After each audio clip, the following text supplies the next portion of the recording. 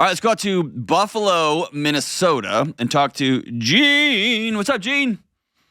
Hi, how are you? Good. I'm feeling extra singy today. I'm sorry. I know it's annoying. What's up?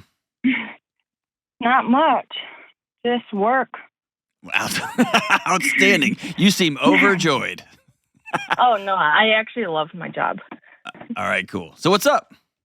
So I don't remember exactly what I said on that email, but Oh, I don't have any idea because I don't see it. So you tell me. I feel like I just cannot keep friendships. Like whatever I do in my life, like just I can get friends and I'm surrounded by people and whatever, but I just feel like anyone I get close to, all of a sudden, like I lose that friend, and I'm just like, I can never keep a friendship. Is there? It sounds like you've done some deep digging just to try to figure this out. When you look back and you say like you get really close to somebody and then the friendship just goes away. What's a common denominator if you look back? Do they tell you you're too intense? Do they tell you you don't show up? Do they just don't like you? Do you have bad breath? Like why do they end up? Why do these friendships end up fading out? I don't know. I've never talked to people about it. Like, but you know though. I mean, you're smart. I don't know. Like, I don't know the reasoning behind it, but from how I see it, like, yeah, I get close to someone and then like I'm like, oh no, they don't actually like me. They don't want to hang out with me. They don't want to be friends with me. They're just being nice to me and whatever. And then I kind of drift away because like then I'm like, okay, if I like distance myself from them, maybe they'll come chasing after me. Like they still want to be, like they will come chasing after me because they want to be friends with me, and that just like. And you create you create a self-fulfilling prophecy here. Yeah. You hang out with people, you'll have fun, they like you, and then that little inner machine kicks up. Then you decide to put them on trial, decide to test them, and you create the parameters for that test. They will only be my real friend if I distance myself from them, if I leave them and they come running for me. Yeah. And people want to honor you. If you run away, I can't imagine the wake of people who are like, I don't know, dude, Jean's awesome. She just disappeared. Yeah. So where does that voice come from? Somebody told you a long time ago that you're not worth being friends with. Who taught you that? Not anyone that I know of, just myself. No, it comes from somewhere. Because innately, like we are biologically wired to be with other people. Like that's our bent. Something has to happen, whether it's a mom that didn't show up or a dad that disappears or parents who tell a coach or an assault, whatever happens, something happens that causes a fracture, either acutely, like there's a big blow up, or it happens over time that teaches your body the world would be better if you were just over here. I don't know. I don't remember anyone just telling me. No, very few people say, I don't want to be your friend. I want you to get away from me. They just look at their phone more than they look at you. They just choose to work 20 hours a day instead of be with their daughter. They sexually abuse somebody. Like it's usually not a direct thing. You can't think of any? No. You have a great relationship with your folks? Like it's not great, but I still love them, and they're my parents. And why isn't it great? I don't know. Just growing up was hard. Tell me about that. Like, my parents have been married for 33 years, but like, I guess more than 33 years. But anyways, like they've always been like at each other's throats, and they like it was nonstop bickering and whatever. And I have 11 other siblings. Good so, like, God Almighty! Lead with that, Gene.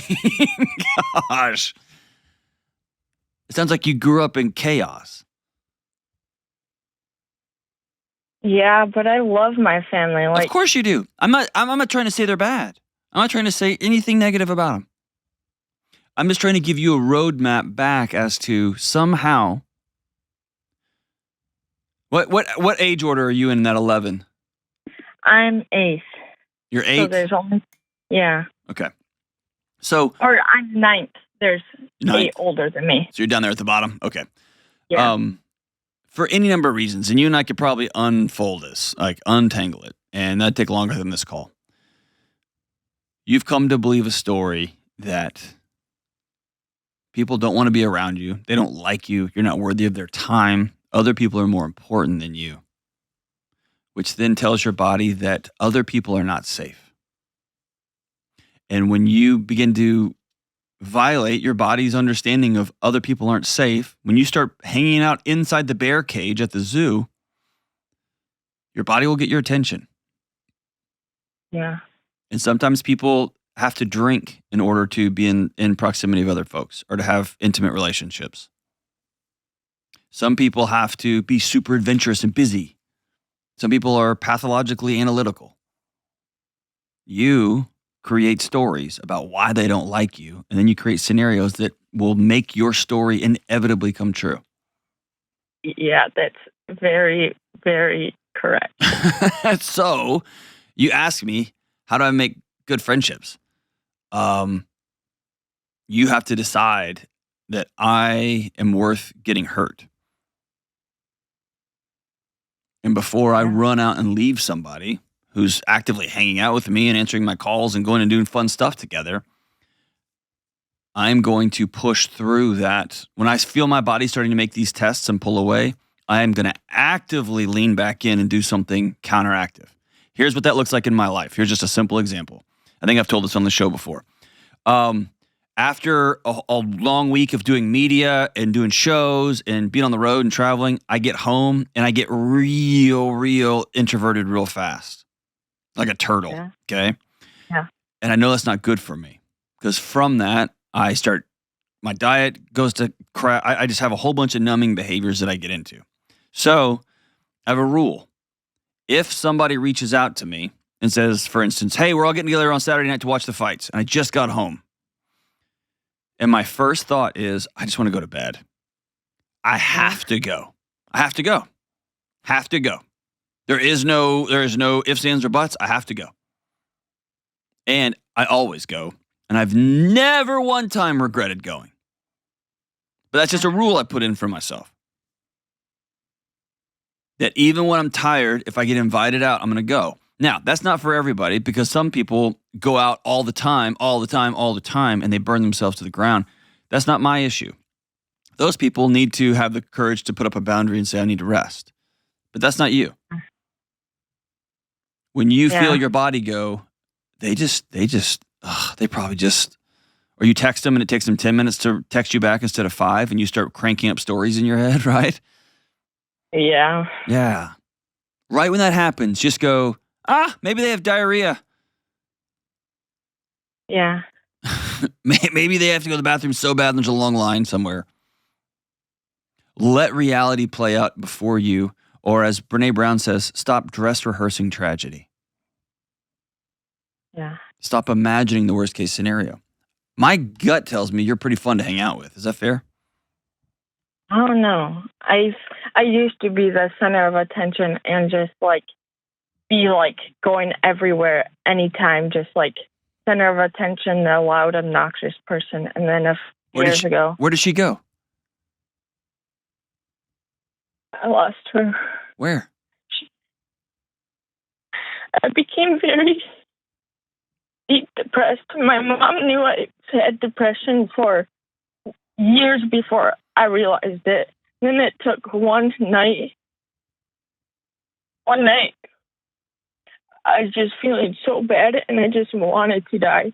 And that night I called a friend and I decided to finally go get help. Good for you. And then I struggled for years. And then one night I was absolutely could not handle it anymore.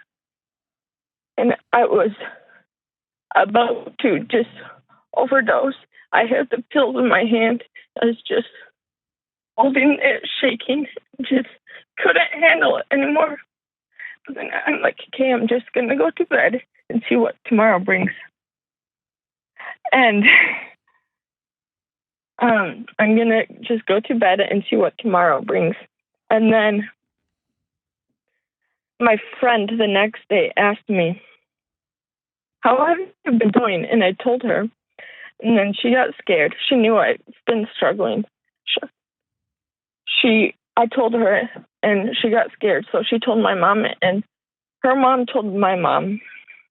And then my mom picked me up from work and brought me to the mental hospital. Mm-hmm. And that was in March of last year. And then I struggled for a whole nother year. And then right after she brought me to the mental hospital, I was so mad at her. Why did you have to put me in that place? I do not want to be there. I don't want to whatever. And I was so mad at her that I ended up ditching her. And then a year of struggling, and I just became so within myself, never going anywhere. And then this year, I was working, and somebody I've known for years, but she started working here, and then we just became so close, so fast. I literally was loving myself, loving my life, and life got busy, and it felt like she was way too busy to be friends with me, and I was just getting so does she even like me? Does she even want to be friends with me? And just getting in my head. And then right now, we see each other at work and say hi and smile, but that's just about it. And I don't know I don't know how to do this. All right, let me back out. Number one, thank you for telling me that. Number two, I'm glad you're still here. Number three, you can get mad at me and hang up too, but your mom did the exact 100% right thing. I would have done the exact same thing for my two kids. I know, but I hated it there. Hold on. Of course you did. I know you hated it there. Those are scary, scary, scary places. I've been there too much. They're terrifying. Mm-hmm. And you're still here. Yeah. And any parent, any day of the week would rather their kid be mad at them in a hospital than planning a funeral. Yeah. Okay? So, you can get mad at me too, but your mom did the right thing. I know. Okay. Number three,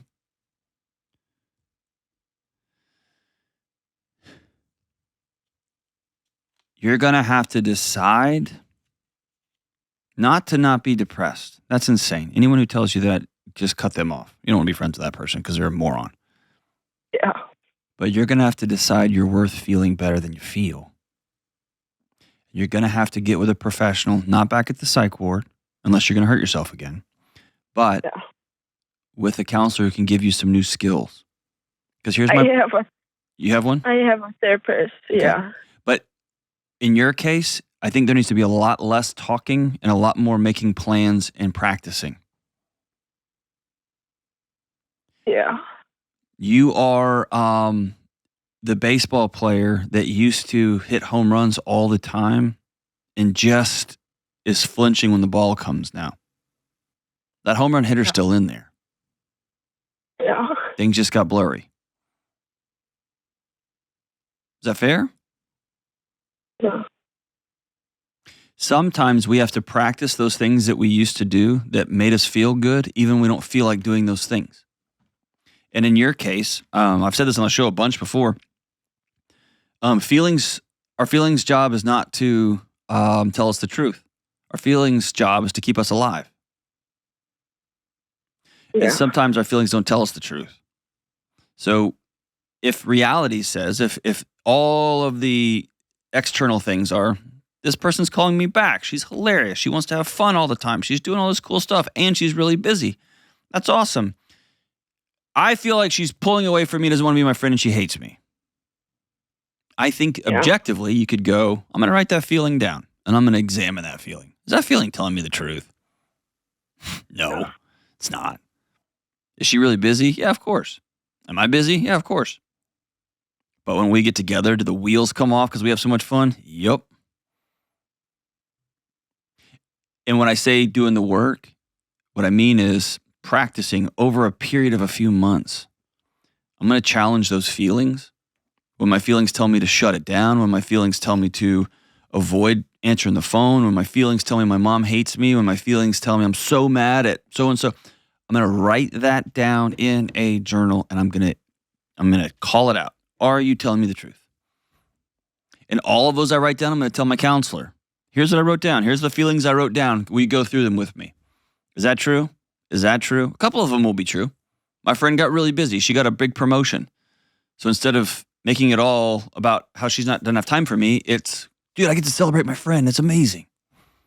And on and on and on. Here's the big thing I want to pass along to you. Your happiness and your joy and your life essence, force, whatever it is, I don't know how to say it without saying it sounding cheesy, is not out there. It's in you. It isn't something that you can go get. Like, I finally found a friend and then I was the happiest I've ever been. No. It comes from the inside out. I finally believed I was worth having fun. And I finally started putting myself out in positions because I love dancing. I'm going dancing. And then I started meeting friends. And my body lit up like a Christmas tree because it was awesome. But somehow a couple of years ago, and it could be chemical, it could be life circumstances, it could be a loss that we haven't talked about, it could be any number of things. Your body flipped that and inverted the switch from outgoing, fun, silly goofball Gene to zoom. Live in the feelings, live in the feelings, live in the feelings. Feelings become my entire ecosystem, my entire world. And it's just a choice to work with a professional to say, I'm not going to live in feelings anymore. I'm going to identify them. I'm going to feel them, but then I'm going to go do the next thing that I know is going to help me be healthy. And over time, your body the sun will come back out. I promise it will if you stay in on it. I promise it will if you stay in on it. So how do you make good, how do you not overthink your friendships? How do you know if they're good friends or not? Let the truth be what the truth is. And when the truth gets cloudy with how you feel and how emotional you are, write those things down and say, is this matching up with reality? I feel like this person hates me, but they've returned my calls every time this week. We've hung out twice last week. We're hanging out again this weekend. Okay, so objectively, they don't. My body's just trying to get my attention for some weird reason. Hey, body, we're good. I'm driving this car now. We're good.